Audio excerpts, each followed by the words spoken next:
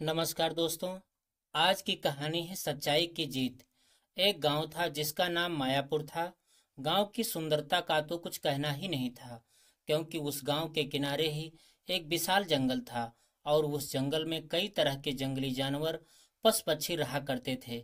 एक दिन की बात है कि एक लकड़हारा लकड़ियों को लेकर जंगल के रास्ते से अपने गांव की ओर जा रहा होता है।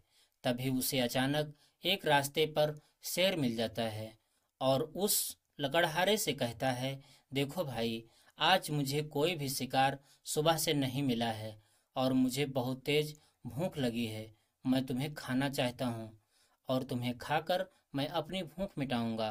तभी लकड़हारा घबरा कर कहता है, ठीक है, अगर मुझे खाने से तुम्हारी भूख मिट सकती है और तुम्हारी जान बच सकती है तो मुझे ये मंजूर है, लेकिन उससे पहले मैं तुमसे कुछ कहना चाहता हूँ। शेर कहता है, कहो। तुम तो भैया अकेले हो और तुम्हारे घर पर किसी की जिम्मेदारी भी नहीं है, परंतु मेरे घर पर बच्चे बेबी भूख से व्याकुल हो रहे हैं।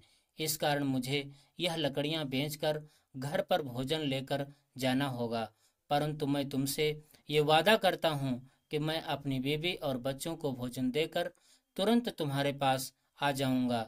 तभी शेर बड़ी तेज हंसता है और कहता है कि तुमने क्या मुझे पागल समझ रखा है? तुम्हें मेरा शिकार बनना ही पड़ेगा। तभी लकड़हारा रोता है और कहता है, कृपया मुझे जाने दो, मैं अपना वादा नहीं तोड़ूंगा।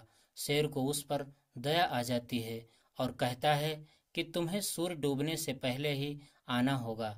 लकड़हारा कहता है, ठीक है।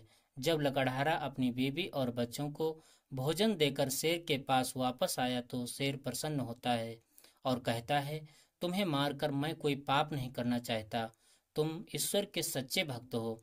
तभी लकड़हारा शेर का धन्यवाद करता है और खुशी खुशी अपने घर लौट जाता है। शिक्षा: हमें हमेशा सच बोलना चाहिए, क्योंकि सच्चाई से ही व्यक्ति को सफलता प्राप्त होती है। मेरी कहानी सुनने के लिए आप सभी का बहुत बहुत धन्यवाद।